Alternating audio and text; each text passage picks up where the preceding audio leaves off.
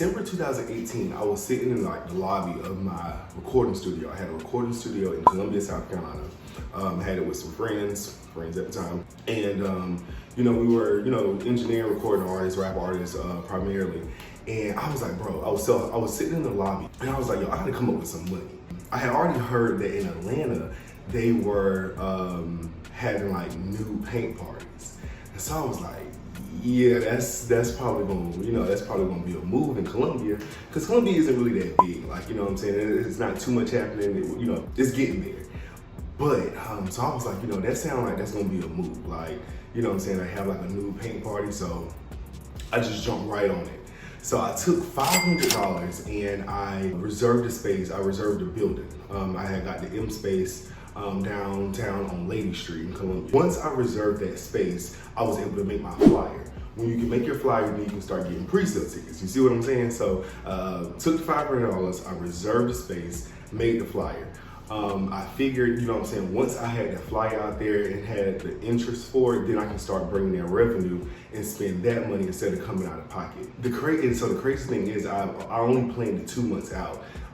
This was like December 2018, like I said. When I thought of the idea, the event was actually February 2019. So I gave myself a 2-month time limit to plan this event. The event had an open bar, a full meal. I think we had served like chicken, rice, and like some other stuff. And you know, you got to paint a portrait, and there were 3 nude models. 3 nude models walking around full nude, and the ladies were having a good time. So the way I set this thing up, the $500 for the building, that was just a deposit. I think the total cost to rent the building for the entire day was like $1,900. Or if I just wanted to rent it for like half a day, it was like $1,600 or maybe like $1,500. But I was like, you know what I'm saying, for that small amount, it was a small amount. So I was like, well, for that, I might as well get it for the full day. And I'm gonna have several different parties, starting with a day party. So by the time we got to the second party, the manager, she came up to me and she was just like, I might have to shut you down. This is not what I expected this event to be. And I'm just like, it's exactly, you know what I'm saying, what I was hoping for. She was like, well, there are women with like it's on their shoulders, they're taking pictures with it. And she was just like so like disgusted, but we was able to like get her to go back into her office, took her away with a drink, some food, girl, chill out. And we were able to finish the event off. It was a huge success.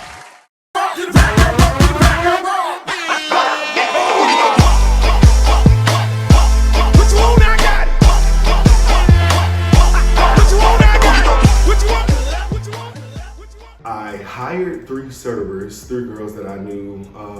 I hired them to work, and then I invited a few friends just to come hang out. I really thought that we were gonna be big kicking it and like just, you know, having drinks, you know, eating, just sitting back watching people enjoy the show. Oh no, it was nothing like that at all. My friends complained so bad. They complained so bad about like how hard I worked them. This sip and paint event was a journey. Like, I'm gonna introduce myself as victim number 1 because that's what I was that day. Like, you think you know your best friend until you're in a supply closet just trying to take a nap so that you can restore some type of peace and normalcy to your life. Like, all he needed was a wig. I think it's crazy. But other than that, it was a great event. I could tell that the ladies really enjoyed themselves, but honey, never again. Love you, Des. So Raheem is one of my closest friends. I mean, love him to death. I mean, we'll do anything for him still to this very day. But that day, Raheem, you had me up. Because one, let's start from the top. It was an amazing event. Don't get me wrong. Amazing. Would do it 100 times over. Everything turned out great. I mean, you know, reviews were amazing. But just from the start of the day, and you know how, you know, just attitudes start flowing, you know, when you're rushing around doing stuff and everybody has to be in place and all this other stuff, you're going to get high emotions, you know, because you're trying to get everything in place and not understanding that what was going on. So, you know, after we're running around doing all the stuff, getting ready for the first crowd, the first set or whatever, I'm thinking like, oh, you know, Raheem, can I slide to the house and, you know, pull a curl, little brow, little something?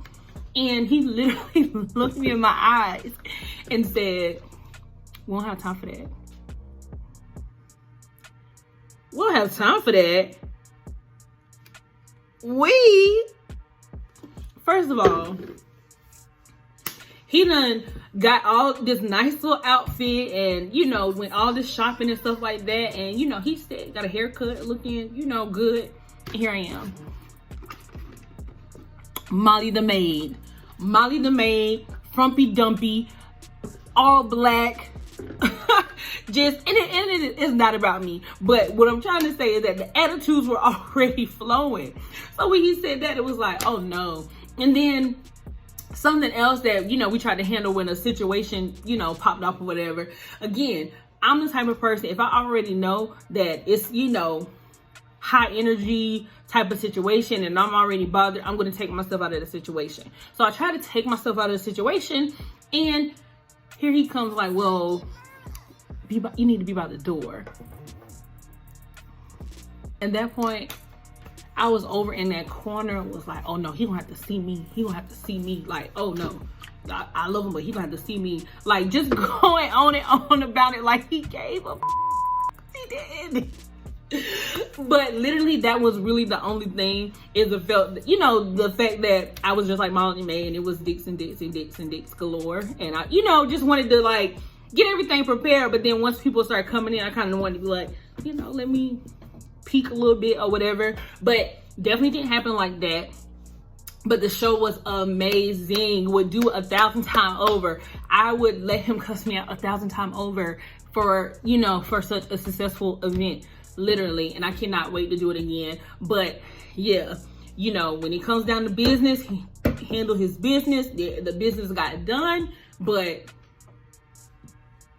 he don't have me up like that again. Okay, let me go get dressed. And we did work hard. Like, my feet were burning. I had like calluses. Like, it was bad. This event grossed over $15,000. Now that's not how much I took home, because of course I had to pay for food. I had an open bar, so I bought that alcohol myself, and then the building had their own bartender that came. So for the building, the food, and the alcohol, and then of course I had to pay the models, and then I had to pay for like our t-shirts, decorations, you know, and then like the arts and crafts, like with the stands and the pitch frames, all that other stuff, whatever else. Like, what I took home, I was able to survive off of for 6 months. So we had the event in February, March, April, May, June, July. That's 5 months, 5 months. And then that's when I ended up moving to Atlanta, where my money was running out, and I was just like, all right, you know, I gotta, you know, find something else. But man, this event, like, it was crazy. Like, so the reason why I didn't host the event again was because I was feeling some like moral issues. For some reason, I just felt like God just wasn't pleased. You know, when the event was over, there was like satisfaction, gratifying, you know, just you know, I was happy that I was able to pull it off. I was happy that I made money. I hired black businesses, you know, all these individuals and people, whatever. You know, we worked together. It was beautiful. People had a great time. There was no drama. You know, it was great. We had a great time. So I really, you know what I'm saying, enjoyed all of that. But a part of me feels like I subjected these women to like lust, and it took me a minute to kind of like come to terms with it, because sometimes when you think about like the anatomy classes, when you see like the person laying up there like nude or something, and people are like painting them or drawing them or whatever else, it's kind of something like that. But then at the same time, mine was for profit, you know what I'm saying? So I ended up selling all the equipment, and I never had the event again, you know. That was my first and last time. I did make a few mistakes, of course. I feel like My biggest mistake, was I should have made the tickets for the shows later in the evening more expensive, and I probably would have picked a different building. The building was beautiful. Like I feel like it really set like the scene and like the tone of just like the elegance and I don't know, like the vibe that I wanted for the event. I would have probably got like another building and maybe put more money towards like decorations, you know what I'm saying, for the event. Because I could have still pulled off the same vibe for real, with less drama. You know, I could have took home more money if I would have, you know what I'm saying, if I wouldn't have planned it in 2 months. You know what I'm saying, if I would have given myself a little bit more time, you know what I'm saying, I would have made more money, but it was cool, you know what I'm saying? And so I didn't really have to come out of pocket for any. Once I paid that $500, the money was coming in literally so quick that I was able to fund everything else straight from that money. I put it on the radio. February the 16th, there will be catered food and open bar, music, door prizes, and of course, our professional male models. This is a ladies-only event, and you can purchase tickets. And didn't really have a lot of customer complaints. I did have one lady turn up because we was running out of Hennessy. I think we had ran out of all the dark by the time, like the middle of like the last show. We still had all the food, you know what I'm saying? But the liquor was running low for sure. So that's, you know. But it was nothing to the point where people were like, oh, I want my money back, or I'm ready to leave. You know, people, you know what I'm saying? We had a few people, you know what I'm saying? You know how people are. You know, but it was nothing to the point that made me feel like, okay, you know what I'm saying? We made a huge mistake, or we really, you know what I'm saying, F somebody over or whatever else. Everybody was pretty understanding because, you know, it was just that vibe. My friends, you know, we had took a girl back in the corner. The models, they were cool, you know what I'm saying? Good looking to their ladies or whatever else. And so everybody was having a good time. The food was a hit. The food was amazing. So everything really was a good vibe. The DJs were cool. I got to work with a lot of people and meet a lot of people, and I really enjoyed it. You know what I'm saying? So I just, you know, I'm a risk taker. And so, you know what I'm saying, that's not the only thing I've done. I told you about the recording, well, I said it, you know, briefly about the recording studio, that type of thing, but it's a lot of other stuff I gotta tell y'all about, you know what I'm saying? But that event, it was my sipping paint. I named it the Ivy, and I planned it in 2 months, and I mean, it grossed $15,000. You can't argue with that, you know, with those type of numbers.